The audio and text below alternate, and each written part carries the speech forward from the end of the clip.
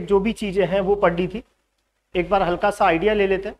हमने सबसे पहले ये बात की थी कि आपके सामने सब्सटेंस दे रखे हो, पदार्थ दे रखे हो, तो हम कैसे पहचाने कि ये चीज कौन सी है। तो मैंने आपसे कहा एक पहला तरीका ये होता है कि हम उस चीज का टेस्ट करेंगे। तो पता चलता है कि जो एसिड है वो स्वाद में खट्टे हैं, और एसिड शब्द की उत्पत्ति लैटिन भाषा के शब्द किससे हुई है? एसिडम से हुई है। ठीक है। फिर उसके बाद हमने कहा कि हर चीज को हम टेस्ट नहीं कर सकते, तो फिर कैसे पहचाने ये चीज एसिड है या बेस है। तो अलग अलग धारणाएं चली। सबसे पहले आर्रेनियस धारणा आई 1884 में।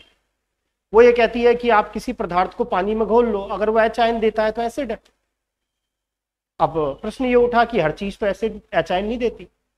HCl, HNO3 ये तो एच आयन देते हैं, H2SO4, लेकिन CO2 तो एच आयन नहीं देती, SO2 तो एच आयन नहीं देती, SO3 तो एच आयन नहीं देती। फिर बाद में ब्रॉन्स्टेड-लॉरी अवधारणा आई। उसने वो प्रोटॉन पर आधारित अवधारणा थी। वो ये कहता है कि कोई पदार्थ अगर प्रोटॉन देता है तो वो अम्ल है, और उसमें से जब प्रोटॉन निकल जाता है तो जो रिमेनिंग चीज बचती है उसे अपन क्या कहते हैं? संयुग्मी क्षार कहते हैं। अम्ल माइनस H+ से अपन ने क्या बनाया था? संयुग्मी क्षार बनाया था। फिर उसके बाद मुझे आपको लुईस अम्ल क्षार अवधारणा बतानी है, जो मैं लास्ट में बताऊंगा। इसके बाद हमने एसिड्स का क्लासिफिकेशन चालू किया था। आपको बताया था एसिड दो तरह के हैं सोर्स के अकॉर्डिंग। एक तो मिनरल एसिड होते हैं, एक ऑर्गेनिक एसिड होते हैं। मिनरल एसिड आपको लग जाएगा इनमें कार्बन नहीं है। 6 एसिड आपको कम से कम याद रखने हैं। HClO4, perchloric acid, H2SO4, HNO3, HCl, HBr और HI, ये सारे के सारे स्ट्रॉन्ग एसिड। जिनमें आपको लग जाए कि इसमें तो कार्बन आ रहा है, वो सारे के सारे वीक एसिड में चले जाएंगे, ऑर्गेनिक एसिड में चले जाएंगे। ऑर्गेनिक एसिड वो है जो आपको प्लांट या एनिमल में मिलते हैं। उसके अंदर अपन ने बात की लैक्टिक एसिड की, दूध दही में, बात की मैलिक एसिड की, सेब में, टमाटर में बात की ऑक्जेलिक एसिड की, आंवले में हमने बात की एस्कॉर्बिक एसिड की। याद आया? सिट्रस जो फ्रूट है, खट्टे जो हमारे फल हैं, जैसे नींबू है, ऑरेंज है, इसमें हमने बात की सिट्रिक एसिड की। इमली में बात की, आम में बात की, हमने क्या कहते हैं अर्ध पके जो अंगूर है उनमें बात की। उन सब के अंदर कौन सा एसिड है? Tartaric acid. फिर दूसरा क्लासिफिकेशन हमने इस बेसिस पर देखा कि क्या वो 100% अम्ल आयनित होता है या नहीं होता। अगर 100% आयनित होता है तो प्रबल अम्ल, और 100% आयनित नहीं होता तो वो कैसा है? दुर्बल अम्ल। फिर प्रबल अम्ल की अपन ने टेबल पढ़ ली, दुर्बल अम्ल की टेबल पढ़ ली। फिर तीसरा क्लासिफिकेशन मैंने आपसे कहा था अम्ल की क्षारकता के आधार पर, कि किसी अम्ल को अगर हम पानी में डालें तो वो आपको कितने एच आयन देता है। 1 देता है तो 1 क्षारकीय, 2 देता है तो द्विक्षारकीय, 3 देता है तो त्रिक्षारकीय। लेकिन 3 एक्सेप्शन याद रखने हैं, बोरिक एसिड, हाइपोफॉस्फोरस एसिड और फास्फोरस एसिड। तीनों में ही H3 लगा हुआ होता है। अब लगता तो ऐसा है ये त्रिक्षारकीय अम्ल है, लेकिन जो बोरिक एसिड है वो 1 क्षारकीय अम्ल है। हाइपोफॉस्फोरस अम्ल H3PO2 वो 1 क्षारकीय अम्ल है, लेकिन H3PO3 जो आपका है वो द्विक्षारकीय अम्ल है, और H3PO4 त्रिक्षारकीय अम्ल है। नेक्स्ट हेडिंग डाले आज क्षार, बेस की बात करेंगे। क्षार क्या चीज है? बेस, क्षार। अब ज्यादा टाइम नहीं लगेगा क्योंकि एसिड समझ में आ गया, वैसा कि वैसा बेस चलेगा। क्षार पहला पॉइंट। आप सबको पता है सबसे अच्छा क्षार समझने का एग्जाम्पल होता है साबुन। साबुन को सबने कई बार ऐसा होता है अपने मुंह में आ ही जाता है, और ज्यादा नहीं तो बचपन में तो सबने टच किया है, सबने उसको छुआ भी है, सबने चखा भी है। सबको पता है अम्ल स्वाद में खट्टे हैं और क्षार स्वाद में कैसे हैं? कड़वे हैं। तो पहला पॉइंट, स्वाद में कड़वे। कोई चीज आप टेस्ट करके देखेंगे, अगर आपको लगती है ये चीज कड़वी है तो हम ये कह देंगे ये चीज बेस हो सकती है, स्वाद में कड़वे। Bitter in taste, bitter in taste, स्वाद में कड़वे। दूसरी चीज क्या होती है बेस की प्रॉपर्टी, कि जैसे आप साबुन को छूते हो तो साबुन फिसलता है नहीं फिसलता? अपन साबुन को हाथ में लेते हैं तो फिसल जाता है नहीं फिसल जाता? और कई बार ऐसा होता है साबुन पर पांव रख देते हैं तो साबुन भी फिसलता है और अपन भी फिसलते हैं। तो दूसरी विशेषता ये होती है बेस की, ये स्लिपरी होते हैं। स्लिपरी का मतलब फिसलन वाले होते हैं।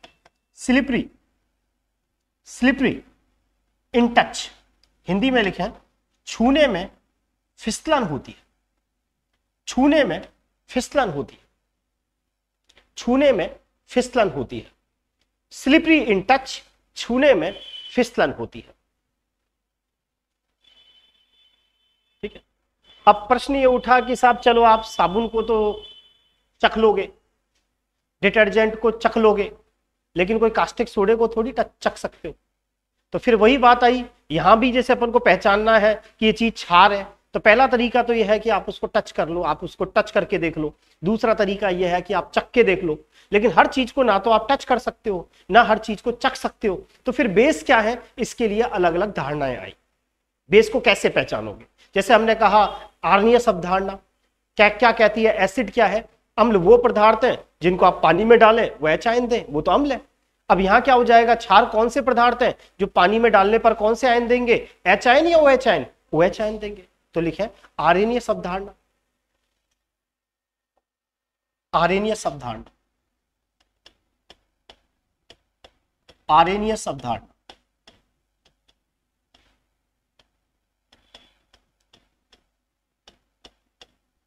ये जो आर्नियस अवधारणा है ये 1884 की है, 1884। इसमें लिखे क्षार वे पदार्थ है, क्षार वे पदार्थ है जो जलीय विलयन में, जो जलीय विलयन में OH आयन, बोर्ड पे लिखा हुआ है OH आयन, और OH आयन को आप सबको पता है कौन सा आयन बोलते हैं, hydroxyl ion. OH ion hydroxyl ion देते हैं।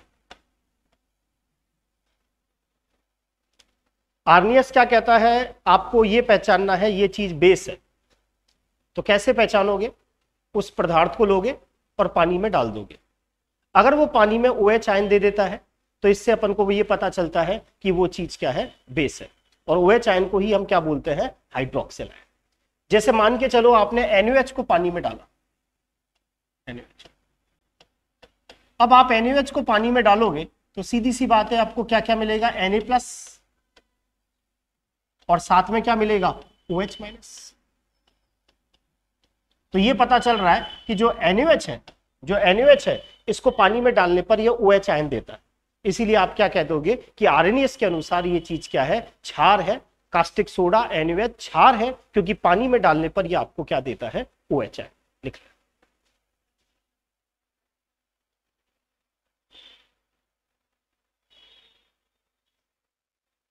चले, इसके बाद अगली अवधारणा हमने पढ़ी ब्रोंस्टेन-लॉरी अवधारणा।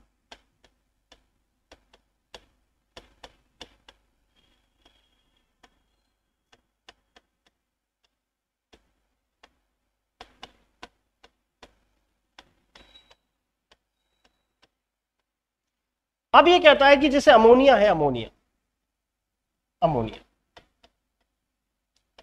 अब अमोनिया को आप पानी में डालो तो बताओ क्या ये OH आयन देगा क्या, क्योंकि इसके पास OH आयन है ही नहीं। अमोनिया को अगर पानी में डालोगे तो क्या ये OH आयन देगा क्या, नहीं देगा, क्योंकि इसके पास तो OH आयन है ही नहीं। तो इसका मतलब आर्नियस धारणा फेल हो गई। आर्नियस हर क्षार के बारे में नहीं बताता है कि ये चीज बेस है। आर्नियस की संकल्पना वहीं लागू होती है, उन्हीं बेस पर लागू होती है जो पानी में घोलने पर OH आयन थे। और वेरी इंपॉर्टेंट, आर्नियस की अवधारणा कहाँ लागू होती है, जलीय विलयन में। आपको पदार्थ को किसके अंदर घोलना है, पानी में घोलना है। जबकि ब्रोंस्टेन-लॉरी ये नहीं कहता कि आपको पानी में घोलना है, वो कहता है आप कोई भी विलायक ले सकते हो। अगर वो पदार्थ विलायक को प्रोटॉन देता है तब तो वो अम्ल है, लेकिन विलायक से अगर प्रोटॉन ले लेता है तो फिर वो पदार्थ क्या है, क्षार। तो ब्रोंस्टेन-लॉरी जो अवधारणा है वो आप सबको पता है किस पर आधारित है, ब्रैकेट में लिखे H+ प्रोटॉन पर आधारित। H+ ब्रैकेट में लिखोगे क्या, प्रोटॉन पर आधारित। ये प्रोटॉन पर आधारित है।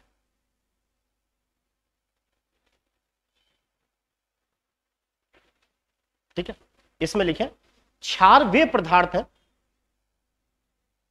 क्षार वे पदार्थ है जो विलायक से, क्षार वे पदार्थ है जो विलायक से प्रोटॉन ग्रहण करते, प्रोटॉन ग्रहण करते। प्रोटॉन का मतलब H+ ग्रहण करते। मैंने कहा कि जो क्षार होते हैं ब्रोंस्टेन के अनुसार, उनकी नेचर होती है कि वो प्रोटॉन को अपने अंदर जोड़ लेते हैं। क्षार अम्ल तो प्रोटॉन त्यागता है और क्षार क्या होता है, प्रोटॉन ग्रहण कर लेता है।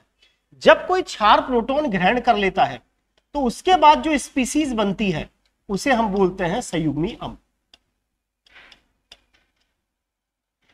जैसे अपन ने पढ़ा था ना, अम्ल जब H+ त्याग देता है तो संयुग्मी क्षार बनता है, और क्षार जब H+ ग्रहण कर लेता है तो क्या बनता है, संयुग्मी अम्ल बनता है।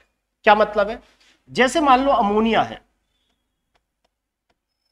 आपने इसको पानी में डाला और ये क्या कर लेता है, पानी से H+ आयन लेता है, प्रोटॉन ग्रहण करता है।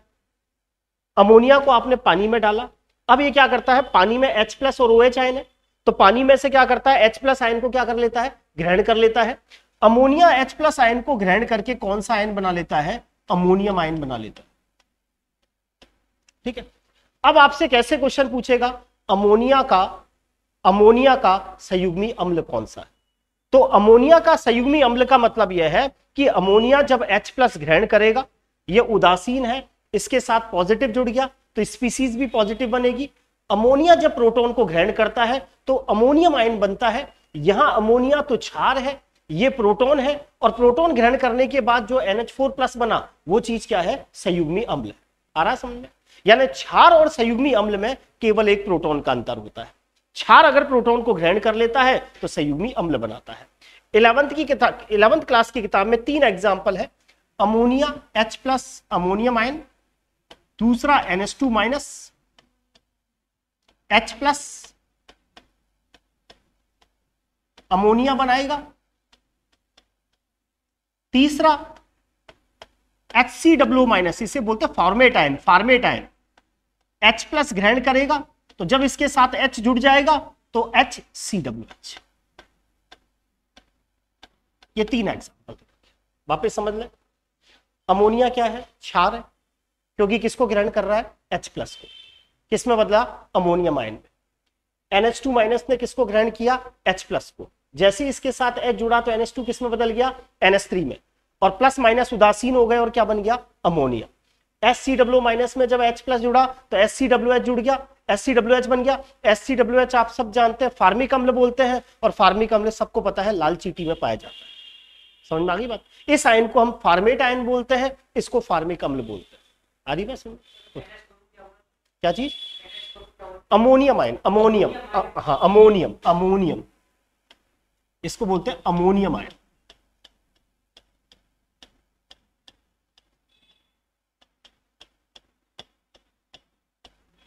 जब भी नाइट्रोजन पर पॉजिटिव चार्ज आता है तो ओनियम की आवाज आती है।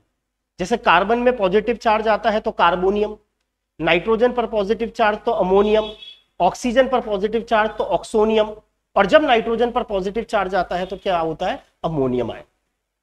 आई बात सुनो। NH2- ने प्रोटॉन को ग्रहण किया, अमोनिया में बदला, इसके अंदर H+ जुड़ रहा है तो ये क्षार है और ये इसका संयुग्मी अम्ल है। ये क्षार है, ये इसका संयुग्मी अम्ल। आगे सुन लो। अब देखें एक एग्जांपल NCERT 11th की बुक का। अमोनिया को आपने पानी में डाला, अमोनिया को जब मैंने पानी में डाला तो बना अमोनियम आयन और साथ में बना OH-। ठीक है, अब आप ध्यान से देखो इसके अंदर, ये जो अमोनिया है, अमोनिया NH3, ये बोलो किस में बदल गई, NH4+ में। अब बताओ अमोनिया ने H+ त्यागा है या H+ ग्रहण किया है, बताओ। अमोनिया में H+ जुड़ा है या अमोनिया ने H+ ग्रहण किया है या H+ त्यागा है, ग्रहण किया। और जो H+ ग्रहण करता है वो क्या कहलाता है, क्षार।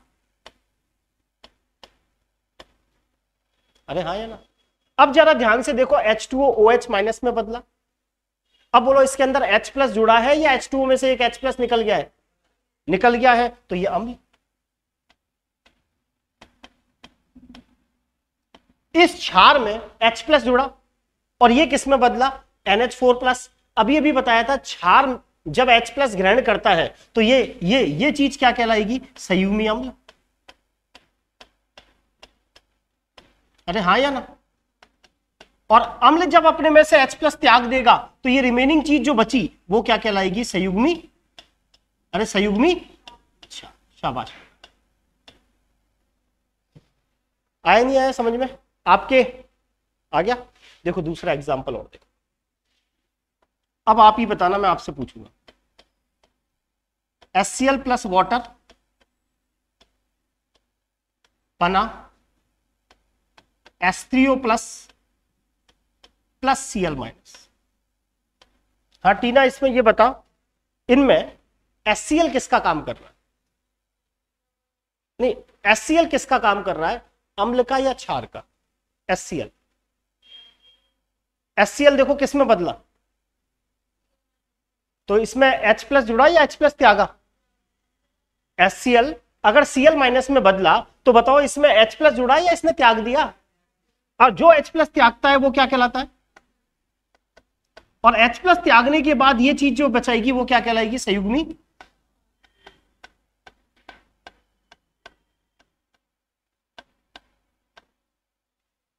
H2O क्या कर रहा है? H+ त्याग रहा है या ग्रहण कर रहा है? ग्रहण कर रहा है, शाबाश। अगर ग्रहण कर रहा है तो ये क्षार, और H+ जब इसने ग्रहण कर लिया तो ऑटोमेटिक ये क्या बन जाएगा? संयुग्मी।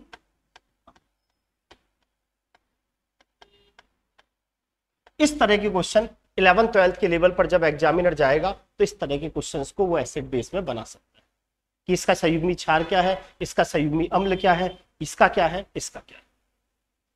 आप इस चीज को चैलेंज नहीं कर सकते हो क्योंकि ये सारी चीजें पुरानी 10th की किताब में है। हाँ आ सकता है, बिल्कुल बिल्कुल बिल्कुल बिल्कुल पूछ सकता है, ऑक्सीकरण अपचयन पूछ सकता है आपसे।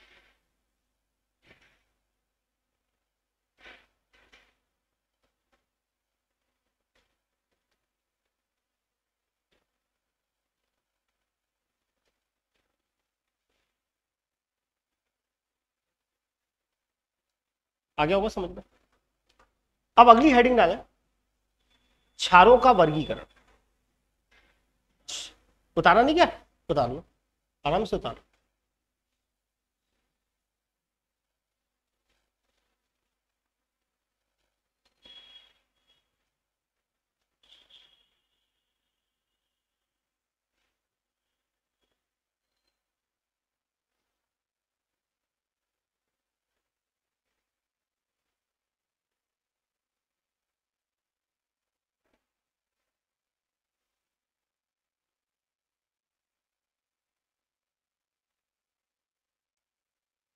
जब आप अगले संडे को टेस्ट दोगे तो मैं इसी तरह के क्वेश्चन पूछूंगा।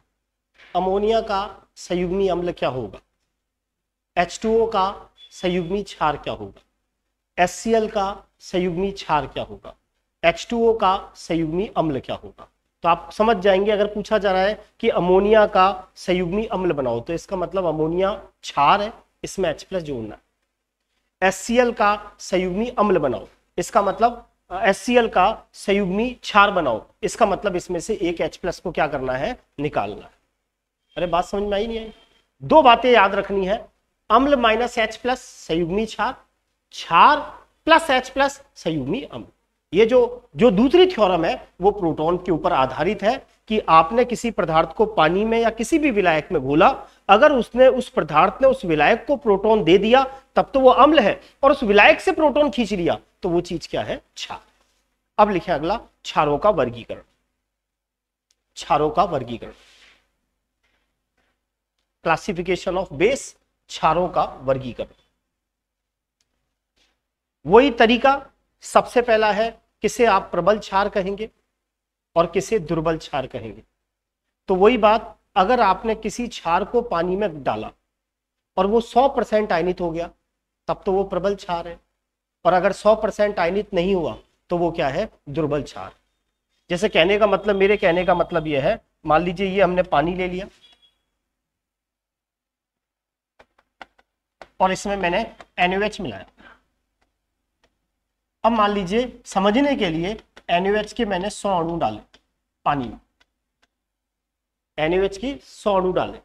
अब जैसे मैं पानी में डालता हूं NaOH, 100 की 100 अणु किसके अंदर टूट जाते हैं? Na+ और किसमें? OH-। तो आप इसे कहोगे ये प्रबल क्षार। यानी प्रबल क्षार वो क्षार होते हैं जो जलीय विलयन में 100% क्या हो जाते हैं, आयनित हो जाते हैं।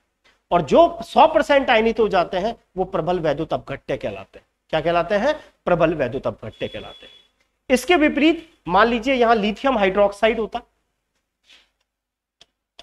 अगर मैं लिथियम हाइड्रोक्साइड को पानी में डालता, मान लीजिए इसके 100 अणु पानी में डालता, तो मैं ये देखता कि 100 अणु अगर मैंने डाले तो उसमें से 10 ही Li+ और OH- में टूटते हैं।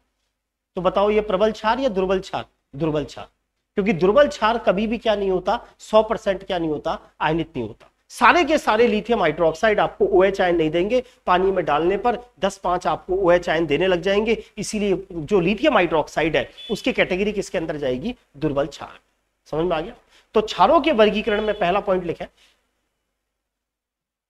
सामर्थ्यता के आधार पर, on the basis of strength, सामर्थ्यता के आधार पर, सामर्थ्यता के आधार पर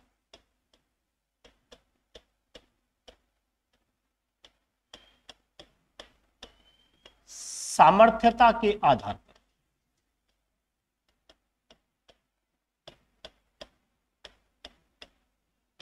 सामर्थ्यता के आधार पर, ठीक, सामर्थ्यता के आधार पर मैं इसकी दो कैटेगरी बांटूंगा। एक तो होता है प्रबल क्षार,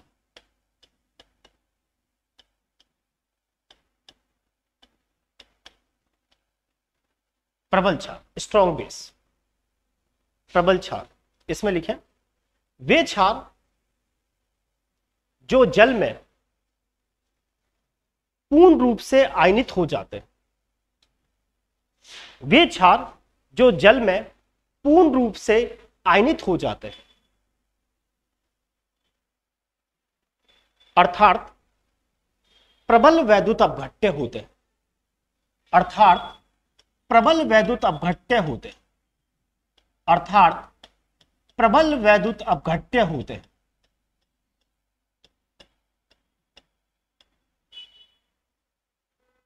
आ रहा समझ? अब प्रबल क्षार आपके कौन कौन से हैं जो आपको याद रखने होते हैं? थोड़ा बहुत आप सबने पीरियोडिक टेबल पढ़ रखी, पीरियोडिक टेबल थोड़ी बहुत तो पता होता है। जो आपने फर्स्ट नंबर का ग्रुप सबने पढ़ रखा होगा, थोड़ा बहुत, हलीना की रब से फरियाद, ये सबने थोड़ा बहुत पढ़ रखा होता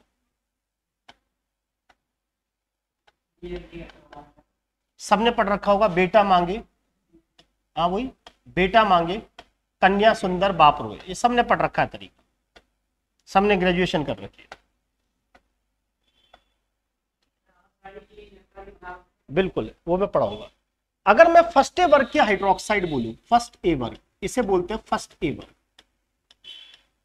क्या होता है, जो हमारी पीरियोडिक टेबल है उसके अंदर 18 वर्ग है, खड़ी लाइनें 18 है और 7 आवर्त है।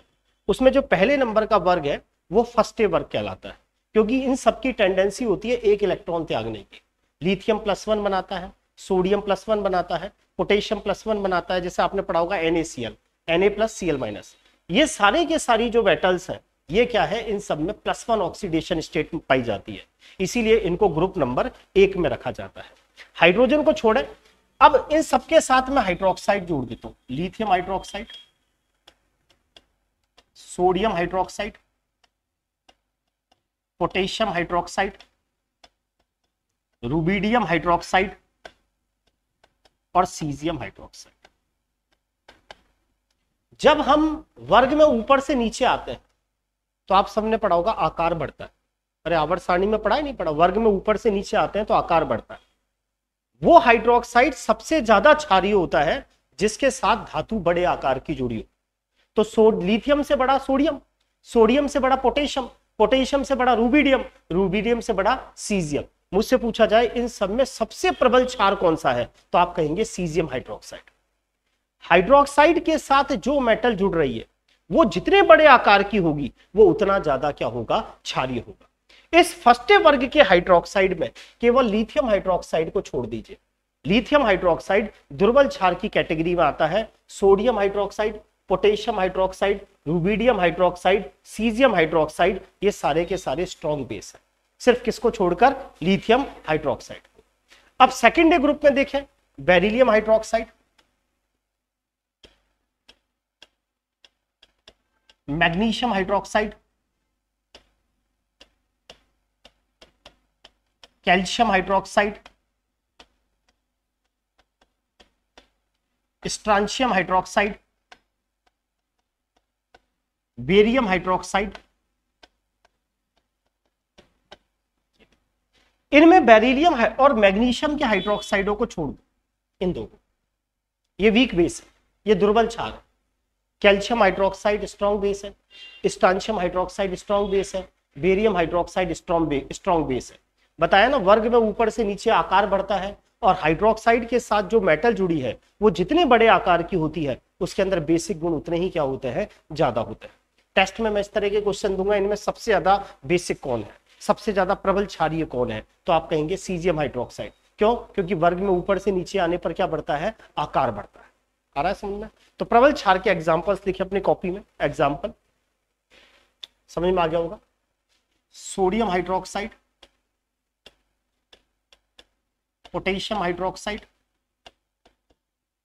Rubidium hydroxide, caesium hydroxide.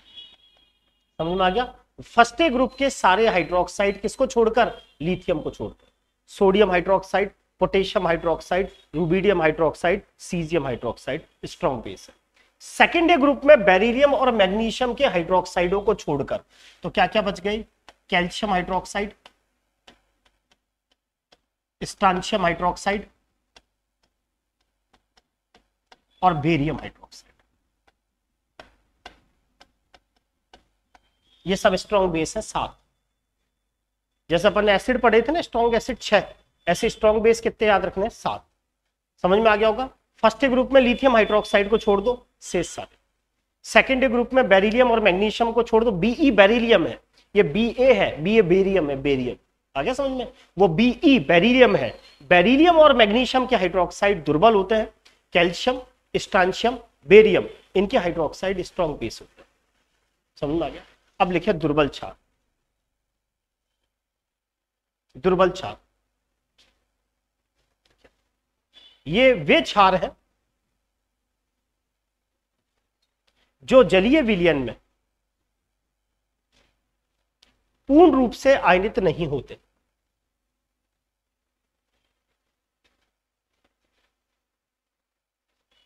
अर्थात दुर्बल वैद्युत अपघट्य होते हैं,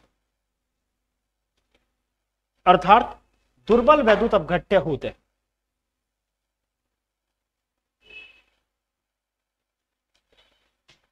इसके example lithium hydroxide, beryllium hydroxide, magnesium hydroxide. सुना होगा मैग्नीशियम हाइड्रोक्साइड, एक बहुत पॉपुलर नाम होता है मिल्क ऑफ मैग्नीशिया। अरे सुना ही नहीं सुना, मिल्क ऑफ मैग्नीशिया।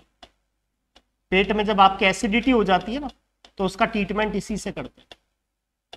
आपको पता है पेट में एसिडिटी होने का मतलब यह है कि पेट में अम्ल बन गया।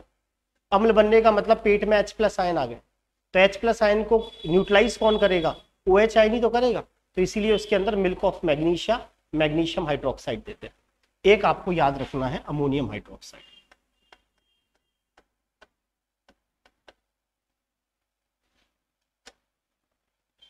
आया समझ में? पहला तरीका आज इतना ही करेंगे, है ना। आगे परसों अपन बात करेंगे दूसरा क्लासिफिकेशन, और साथ ही साथ बात करेंगे कि एसिड बेस को पहचानते कैसे। ये जो पोर्शन है ये पुरानी बुक का है। इस साल जो 10th की नई बुक है उसके अंदर केवल रिएक्शंस है, जिनके अपन मंगलवार से बात करेंगे कि एसिड की रिएक्शन धातुओं के साथ, अधातुओं के साथ, कौन से ऑक्साइड अम्लीय हैं, कौन से हाइड्रोक्साइड अम्लीय हैं, क्षारीय हैं, उनकी बात आराम से पढ़ते चले बेधड़क रहे। तो मैं क्या करना है, बच्चे 4 भी आओगे पढ़ाओ, बात आए नहीं आए तुम्हें कुछ नहीं करना, तुम्हें पढ़ना इस चीज को बेधड़क रहा, इससे इस चीज से हमारे कोई फर्क नहीं पड़ता। और तुम्हें भीड़ में पढ़ने का शौक हो तो भीड़ करेगी।